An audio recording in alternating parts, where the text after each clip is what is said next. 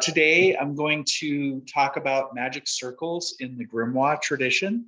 And I guess I should preface this by introducing myself. I'm William Kiesel. I'm the publisher at Ouroboros Press. And so today I'm going to talk about a particularly interesting symbol that we find in the Western esoteric tradition, and that's the magic circle. And this is something that comes up in ceremonial magic and appears in magical textbooks that are referred to as grimoires. And grimoires are grammars of magic. So these are the old books of magic that we think of when we think of wizards and witches, and repositories of esoteric information. And a lot of times what's interesting about these grimoires is that they make these promises for us. They entice us with things like knowledge or treasures, hidden treasures. They can offer us all kinds of things, and a lot of people are drawn to the occult because of these promises that books of magic can allegedly supply us.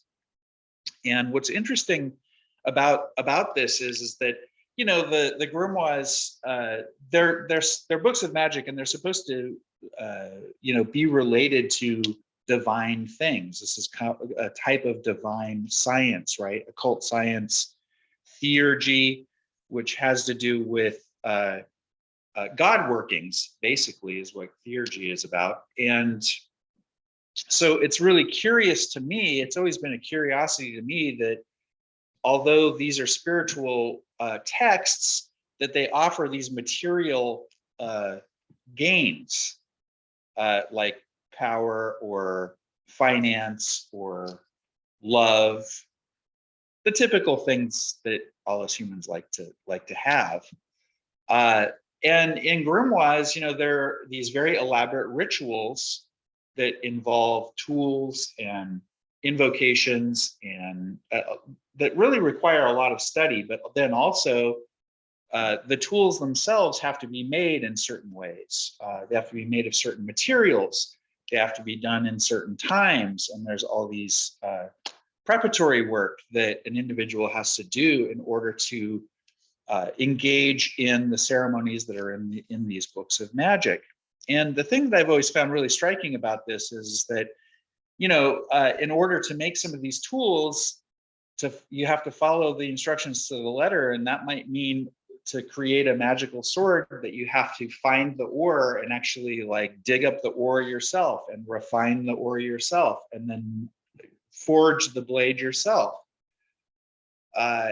Or say with a magic wand, you have to find a particular type of tree and you have to make sure that you cut it with a knife that's never been used for anything other than this purpose. And you have to do it at a certain time and a certain place. Again, with purificatory preparations that you've done. And so if you really were to follow all of the exact prescriptions that are in these books that are required before you even start the work, you'll probably develop yourself into an individual that could do a lot of things that you probably won't even need magic to do. But, you know, there's lots of different definitions of magic. And one comment about magic that's been made is that every intentional act is a magical act. And I think what that signifies is that you have to take action and do something. So this is a little idea about a little background behind what grimoires are and what they entail. Grimoires, these books of magic, they're often attributed to famous people like King Solomon, or Moses, or Pope Honorius, sometimes Hermes Trismegistus. But often what I've noticed is that patriarchs and kings and patriarchs. So we have these authorities, these names that are attached to these books because they have authority. So if we think about the authority of a king, that's dominion over the material world, whereas the patriarchs, they have dominion over the celestial world or the divine world, right? So these are individuals that we look up to help guide us as a people, either spiritually or materially.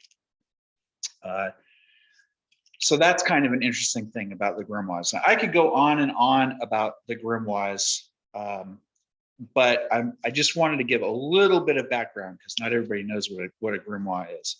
So basically, these are textbooks on how to approach a spiritual path and have congress with spirits, which act as intermediaries between the material world and the divine world. So this idea of authority really comes into play because people are always looking for a model, right? People are always looking for what's the right way. And so they orient themselves towards an ideal.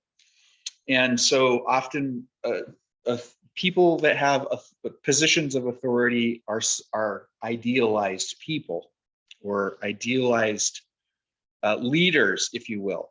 So that's why some of these things are attributed to kings or bishops or popes or saints, these kinds of entities.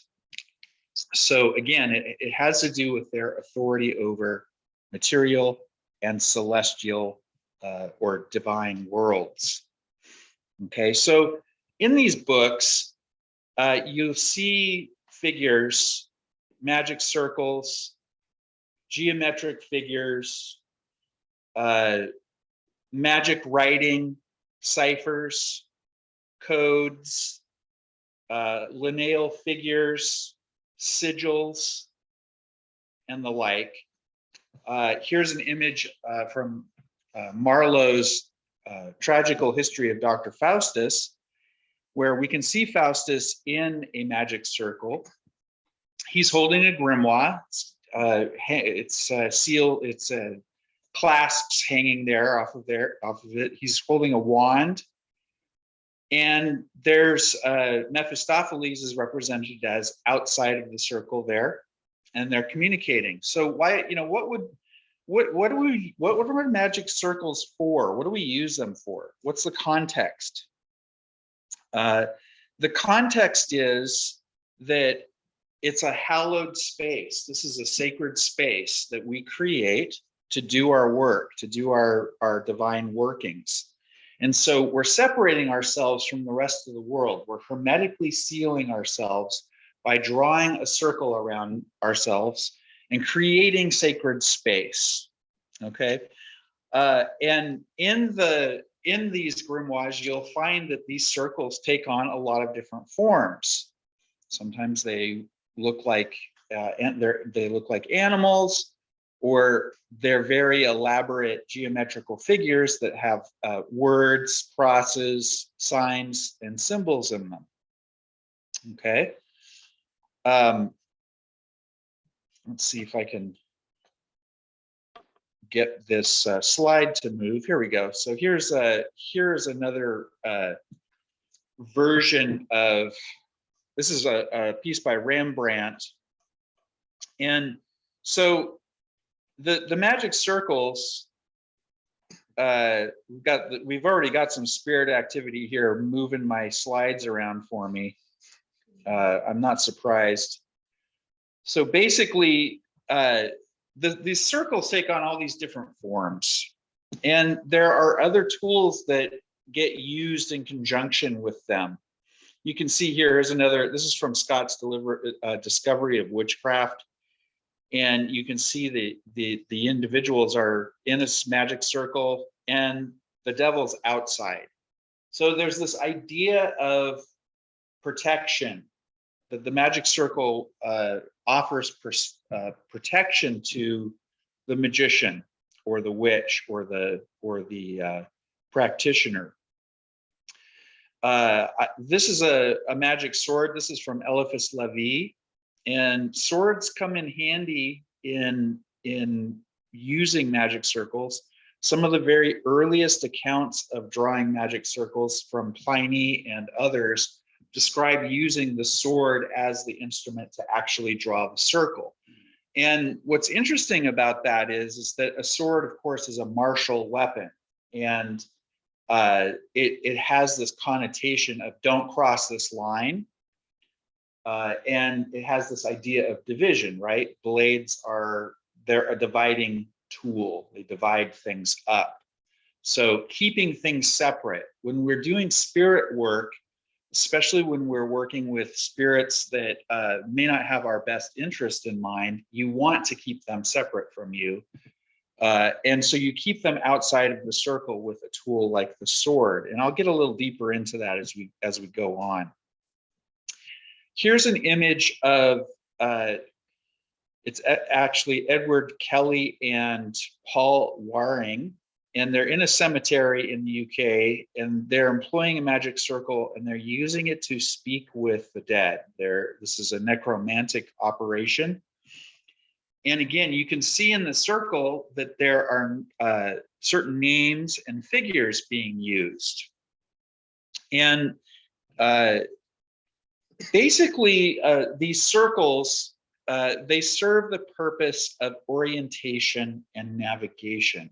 And what I mean by that is that if you think about a circle, it's an infinite line. All right, it has no beginning and no end. And when you stand in it, you're automatically in the center. So it's this idea of being in the center. And once you have a center, then you have orientation. You know, you can start saying, well, this is east, this is west, south, north. You start to you can actually have orientation once you've positioned yourself in the center.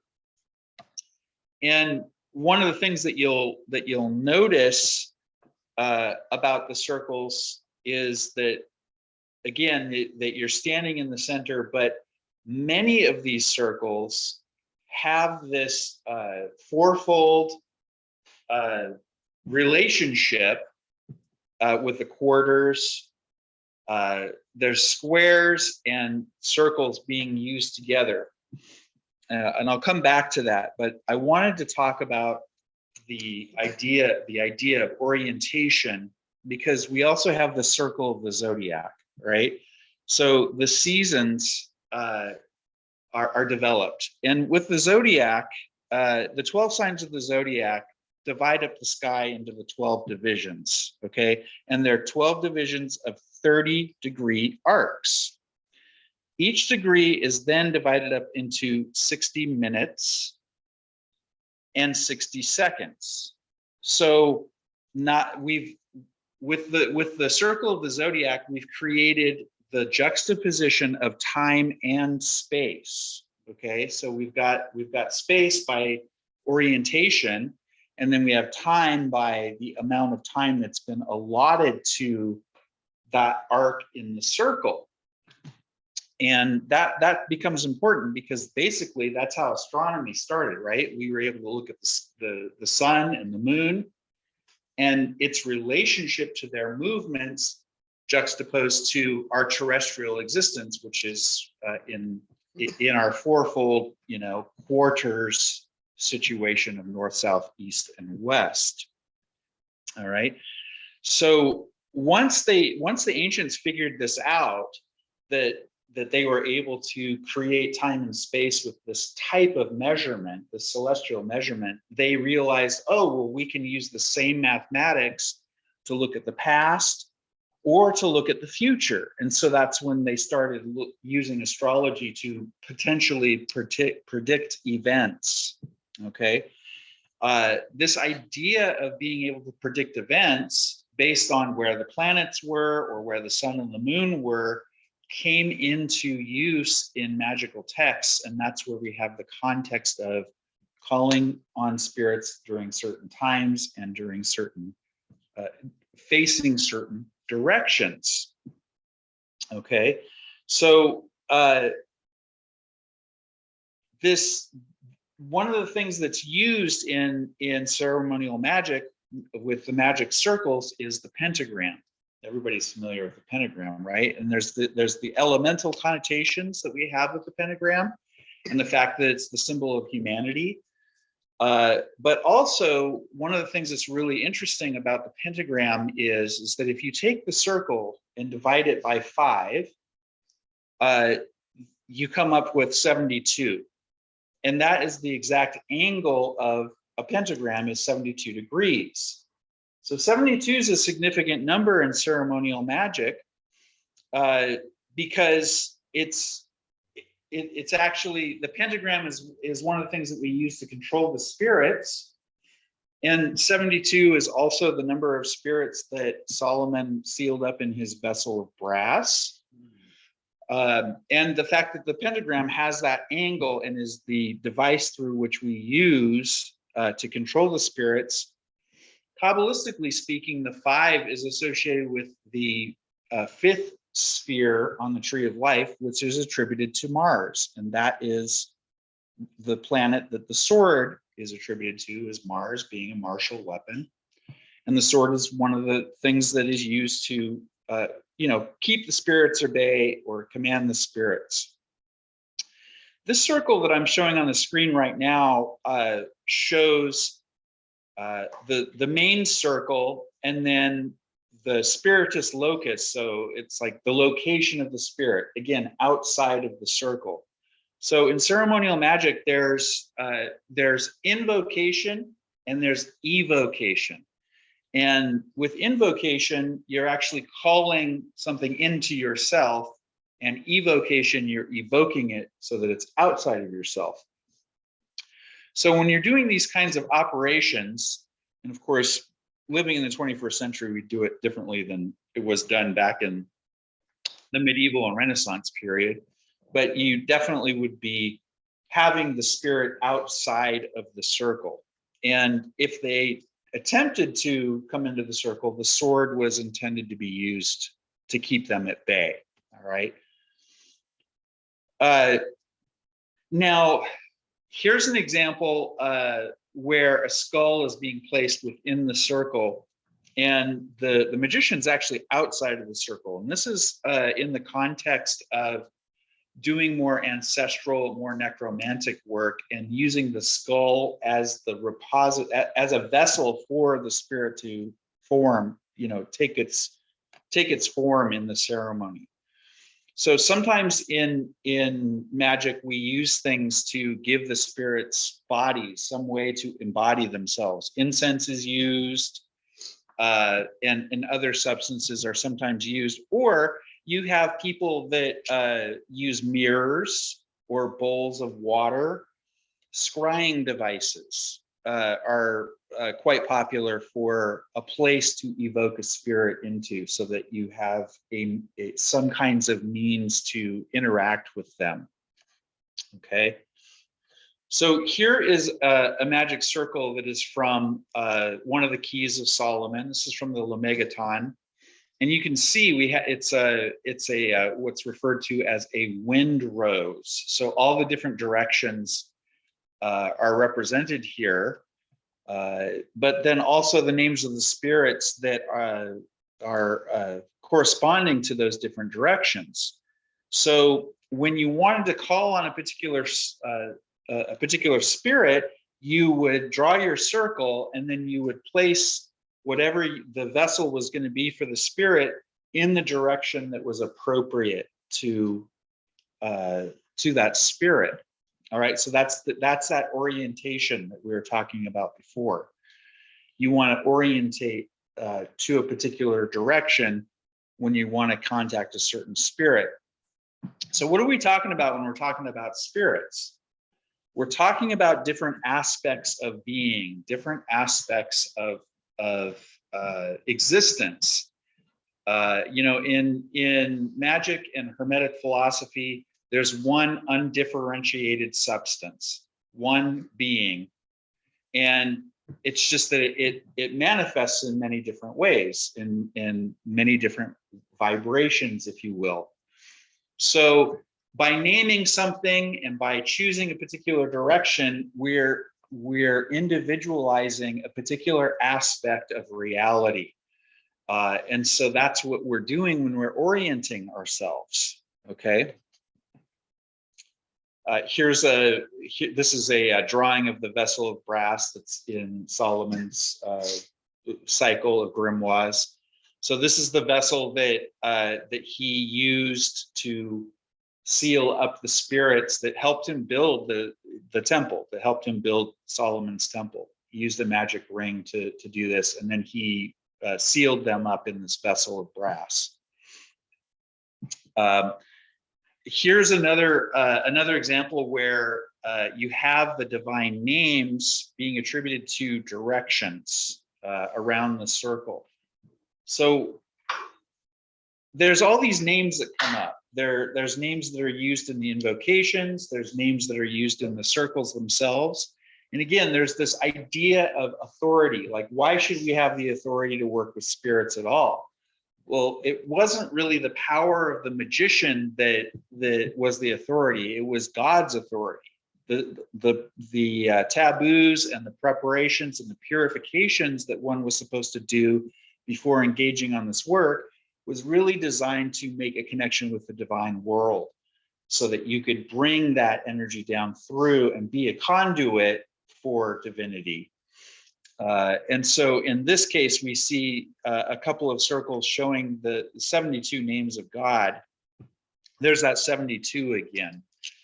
And you can see in the center of this circle, we have the Pythagorean, the tetrad, with the divine name in Hebrew, the Yod He Vav He. And if you add that together, again, 72 comes up. So there's all kinds of mathematics and numerology in these manuscripts that isn't always apparent on the surface.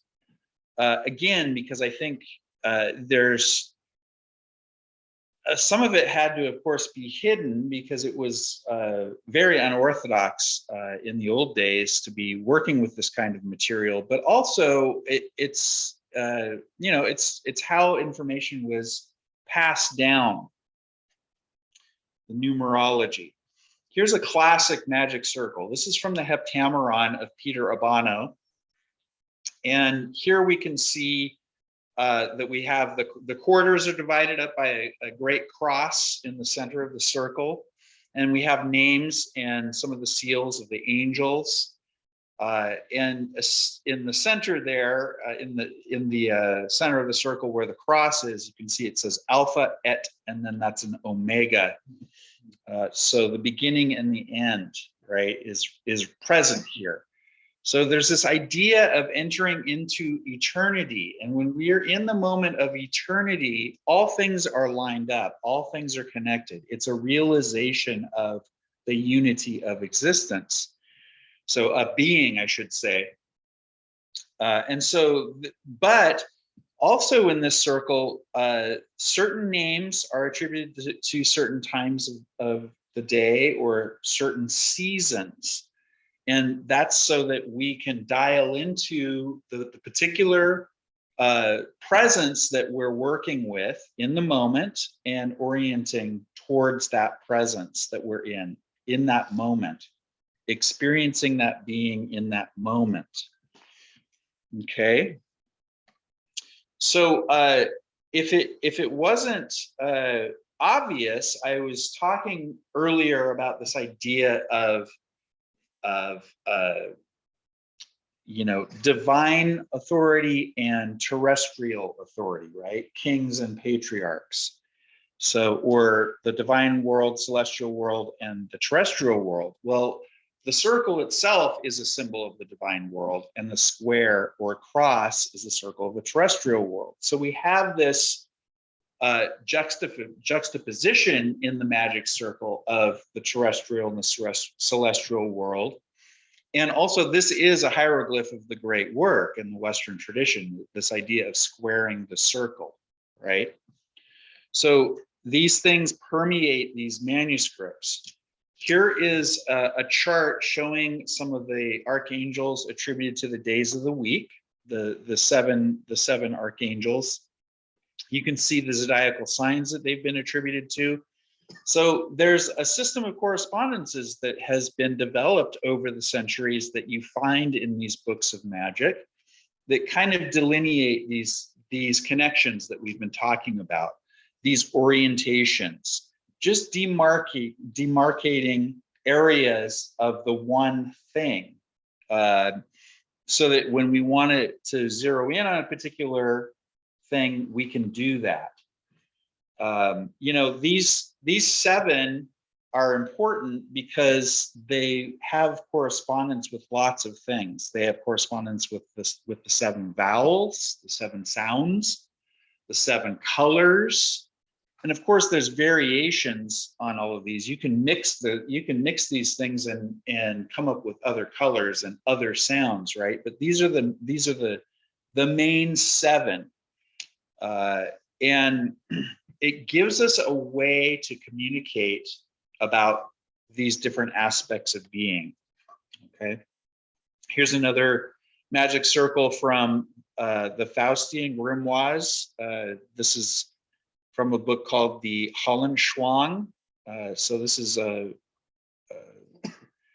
interesting text. Again, you can see how there's this fourfold quality to the cross that penetrates these circles, but then they converge in the center. So again, it's the place the magician stands, and just like the tarot card, the magician, where the magician's pointing up and down, that as above, so below. It's this idea that we are a conduit between the material world and the spiritual world. And that's really one of the important things that the circle represents. We're protected when we're centered. We're protected when we're in the magic circle because of our connection to the divine and our stability in the terrestrial world, being grounded in the terrestrial world. If we're just doing things willy-nilly and we don't understand what our orientation is, then a lot of things could happen that perhaps we're not prepared for, right? We want to be conduits. We don't want to hold on to energy. We want energy to pass through us. I mean, you know, hopefully it's divine energy that we're working with. This is why we would keep any potentially hostile spirits outside of the circle. All right, here's another example where you can see divine names are being employed, crosses, the four directions are being represented here. Let's just show a couple more examples. This is an interesting one because you have the symbol in the center is an axial symbol, right? So we have, not only do we have the quarters, but we have above and below being represented by this sign. Okay. This is from the Spiritual Diaries of Dr. John Dee. And you know, in the Western esoteric tradition, in the Golden Dawn, we see this referenced as the Watchtowers. The quarters are often called the Watchtowers. And this derives from this particular illustration here that came from scrying sessions that Dr. John Dee and Edward Kelly did, where they were communicating with what they thought to be angels. And they did many years of these scrying sessions, and they recorded everything very clearly. But these four, this disc is something that came up, this magic circle came up, and you can see the towers of the directions. In times past, sometimes the magic circles were referred to as castles. And the reason why they were referred to as castles, again, was this idea of protection, of having an architecture that was fortified, that could keep the outside world from impinging upon whatever it was that your work was. Okay. And here's another interesting example, again, from the Solomonic manuscripts. where you can see the square and the circle are being used together. The Hebrew letter that's in the inner circle there, you can see it's repeated 4 times. It's the last letter of the Hebrew alphabet, and it's the Tau, it's Tav, and it literally means cross. So it's being used in a sort of a symbolic way. And then you can see there's a dotted lines there on the left, says entrance gate of the circle. So there were occasionally times when you might need to leave the circle in the middle of the ceremony. You'd want to do that very carefully. So this particular circle was designed to have a way of entry and egress and ingress. And usually the magic sword was used when that was happening. You'd want to have the sword in hand if you were doing that. Okay. In the square, the outer square that touches the 4 corners, we have what is referred to as the banners of the great name. And these are the permutations of the divine name, the divine tetragrammaton. So you can permute it that many times, and you get these, what they refer to as the banners. So again, the divine names are used as not only the authority that's bestowed upon the magician doing the ceremony, but they act as protection against any kind of hostile forces that may come up in the operations. Another illustration, this one, it was designed again by Dr. John Dee. And again, it has the 4-fold pattern of the quarters here.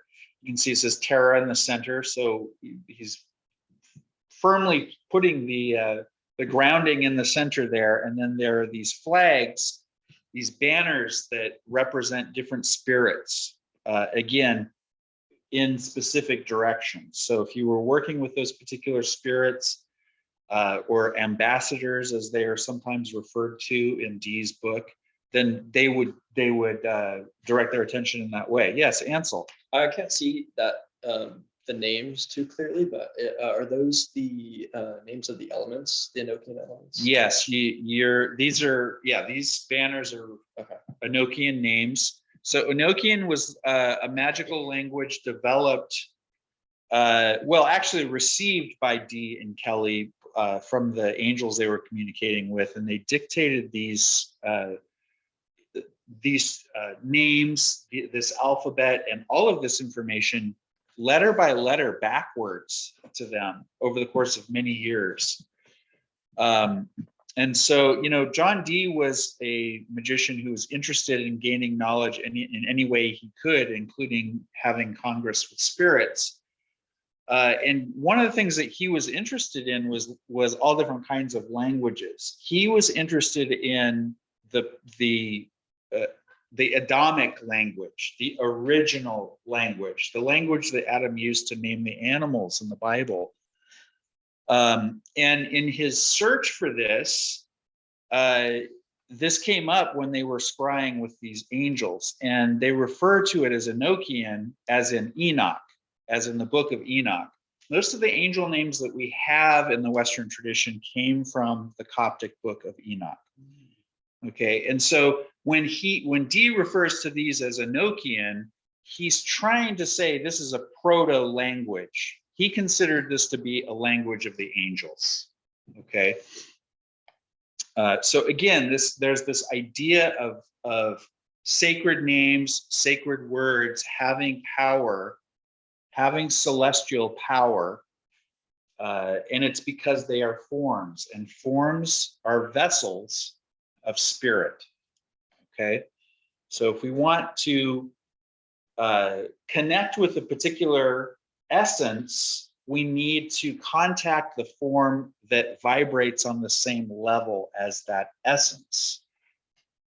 Colors are a great example. They embody what they are. They don't symbolically represent what they are. They embody what they are.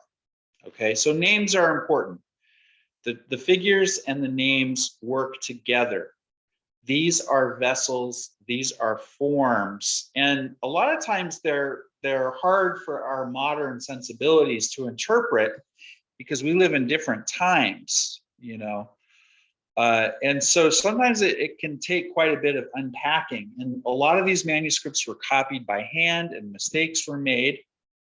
But the really great thing is that today, with so many libraries being scanned, we're starting to get scholarship. We have way more information now than a lot of our predecessors did. And we're able to compare these manuscripts and make corrections and come to a deeper understanding of how these texts were utilized. This is an illustration from Robert Flood, who was an English Rosicrucian during the Renaissance, late Renaissance. And this is kind of an interesting example because you can see the operator on his knees praying in the center. He's drawing down the energy of the divine tetragrammaton, right, from God, drawing it straight down into his watchtowers. He's got the 4 towers. These are similar to the towers that were shown in the earlier seal that Dee received from the angels. And you can see that the archangels here are actually protecting the operator with swords again. They're using that martial weapon, and they're keeping these other spirits, these spirits of pestilence and plague and disease at bay. And it's really interesting because this illustration graphically shows what is visualized by a lot of Western magicians when they do a ritual called the Lesser Banishing Ritual of the Pentagram. And in a nutshell, this ritual is a ritual of making a magic circle. And the pentagrams, it's called the Banishing Ritual of the Pentagram because you actually draw pentagrams in the air in the 4 directions, in the quadrants.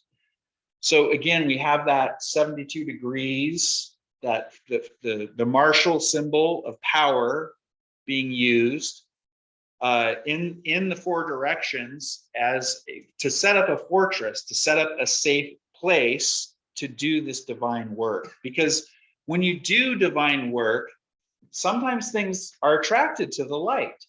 You're lighting up the astral, if you will. And when you're lighting up the astral, all kinds of things can come along. And what's interesting about that is that the astral can be a very fluid place, right? It's the world of forms. It's Yetzirah, Kabbalistically speaking. And so the world of forms, depending upon how much impetus there is behind these forms, we can combat them with powerful force, with the intellect, which is what the sword represents. The sword is a tool of air and of the mind. And so we can use our mind to disrupt these forms that might be trying to intrude upon the sacred work that we're doing when we're doing work in the circle. Yeah, the pentagram, very important symbol. I'll say something else about the pentagram that's significant here. You know, it's related to Venus. The symbol of Venus is a circle and a cross. So there we go again. We've got the celestial and the terrestrial in one symbol, the symbol of Venus. And what's interesting about Venus is it has an 8-year cycle. When we view Venus's movements from the Earth over the course of an 8-year cycle, it actually appears to draw a perfect pentagram in the sky from our perspective. So that's kind of an interesting thing to know. Like I said, there's all these kind of hidden secrets that are often veiled in symbolism, or veiled through geometric figures, or veiled in numbers that reveal the more scientific side of the occult science, if you will. Okay. Just another example of these interesting circles that you'll find in the grimoires. Sometimes these were used for particular angels. Sometimes they were used as protection. Here's one. This is a quite a popular one that you see used quite a bit. The Agla, and this is a notoricon. This is like an acrostic where the first letter of a phrase of each word in a phrase forms this word. So Ata Gabor Leolam Amen is what this represents. So it's a well-known sacred phrase that's been turned into a protective device. Okay, a fourfold protective device. That's the other thing about that ritual of the pentagram is the divine names that are used to activate the pentagrams are fourfold names. They each have 4 letters. So it's again, there's this conscious use of the symbolism of 4 along with the cycle of the circle. Okay. Another example here showing how these things are just take many different forms. This particular seal is the actual, it's called the secret seal of Solomon. And this is the one that was used to seal the vessel of brass that kept the spirits, in check, if you will. All right. And this is from Francis Barrett's Magus. And you can see some of the other tools that are used here. There's the magic wand on the left. You have the magic, there's 2 different types of magic circles here. One was for the floor, and then the other one was actually for the altar or the table that would reside inside the circle. And then you have a scrying device, the image at the top that's just to the right of the candles that has the hexagram on it. This was another circle. You can see that 4 of the angel names are used, and they're the 4 angels of the quarters again, and you would place a crystal ball in that position. So there were multiple circles being used. There were circles that we would form around us. There are circles that we use as talismans and as amulets that we can hold up in certain circumstances to bring about a certain vibration. And these things are all activated by intoning the divine names that are associated with them. Okay. So I was saying earlier, what kinds of things these grimoires offer, and treasure is one of the things. Both the treasure of knowledge, but also financial treasure. And you can see this is kind of an interesting illustration. And I'll move this out of the way here so that can we see it? All of the move the screen so we can see the demon that's outside of the circle. So there's a magician standing in the circle, and he has his assistants, and he's got his magic book and he's got his magic sword, so he's prepared.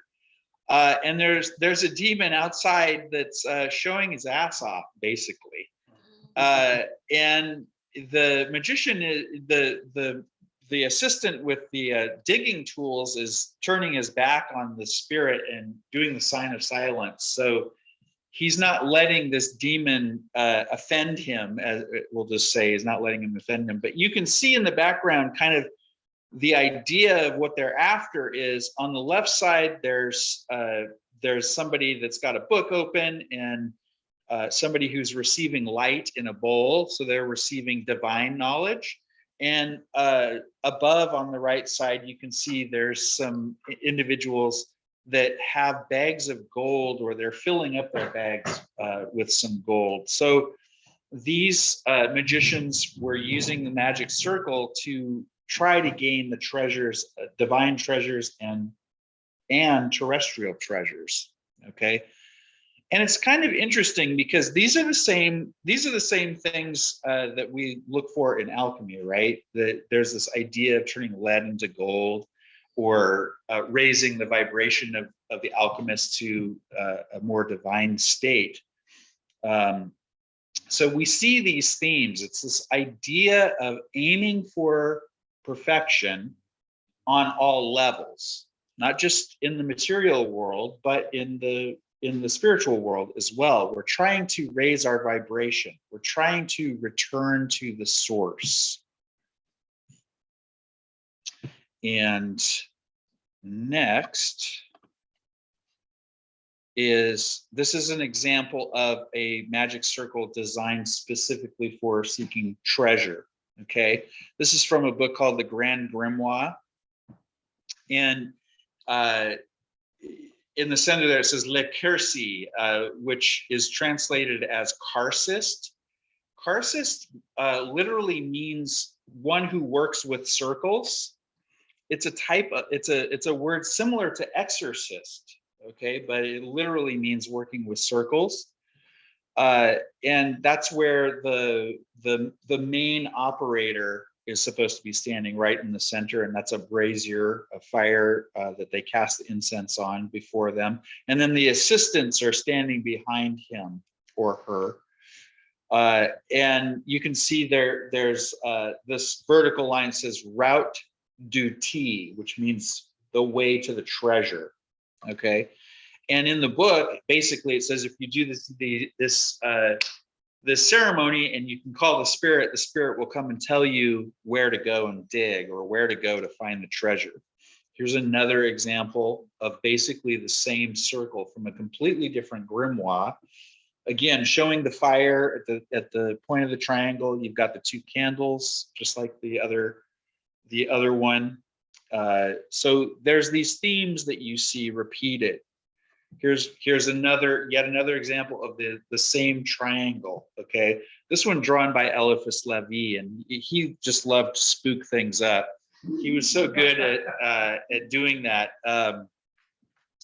The spookier the better. Some of his stories are just they're fantastic. I mean, it's like you can't really take them literally, but he knows how to create atmosphere, which I think a lot of these books have atmosphere. There's atmosphere that they generate, and I think that's deliberate. You know, we use symbols, we use forms, we use geometries to create a certain kind of feeling, right? And with magic circles, what we're talking about sacred space, right? We're talking about hallowed ground. And in a way, like the way they used to be referred to as castles, you could say they were cathedrals. You could look at sacred architecture, because that's basically what sacred architecture was, sacred ground. And they make these big, impressive buildings because they're intended to create a kind of atmosphere, an awe. They elevate your experience. You go into these places and they are awe-inspiring. They're raising your spirit. That's the whole idea, raising the spirit. So, you know, you can say that ceremonial magic is about raising spirits, but there's this idea that you're really raising your own spirit. You're raising the spirit, because again, we are in the context of the Western tradition, there's really only one substance. Another magic circle that's designed to lead one to treasure. This is from the 6th and 7th books of Moses. Okay. And here we have a magic circle where the magician has actually asked the spirit to bring him the treasure, and you can see that the spirit, that this little horned demon, is bringing these golden chalices to him. He's got a pile of them. He's piling them up in his magic circle. So it's one of these examples where they're showing that you can get treasure. And these are, again, this is what I like to refer to as the utopian trace. This promise of treasure, this promise of gold, it draws the ignorant in. It draws the ignorant into magic, thinking, oh, this is the easy way out. But if they actually follow the instructions very closely, they're educating themselves to a point where they realize they probably don't even need to do the operations in the book at all. It's the people that decide to skip all the preliminary stuff that they just try to jump ahead and go, I'm just going to do the spell and I'm going to get the gold. And then they wonder why it didn't work, or wonder why they start having split personalities or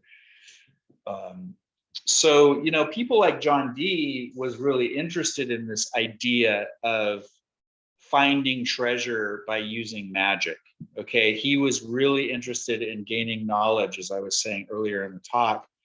And one of the things that he tried to do, because he had the Queen's ear, was create a national library. Dee was around during the early part of the Reformation, when a lot of the monasteries were starting to close down because Catholicism was no longer the prevailing religion. And he realized the monasteries are where the books are being made. This is where all of the knowledge is.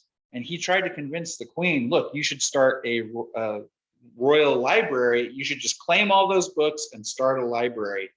And he was trying to save the knowledge he knew was there. And she, of course, had other things on her mind that she wanted to do. So when that failed, then he said, well, look, how about this? How about if there were laws against treasure finding.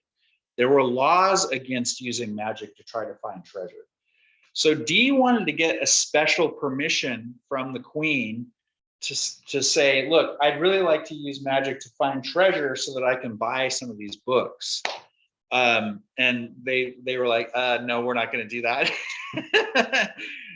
So he ended up trying to save as many books as he could. He actually traveled around and bought as many manuscripts as he could. But I thought it was very interesting, because you can read in his diary where he realized he had books that told him how to find treasure using magic, but because there were laws against it, he decided not to do it. He didn't want to get on the bad side of the Queen.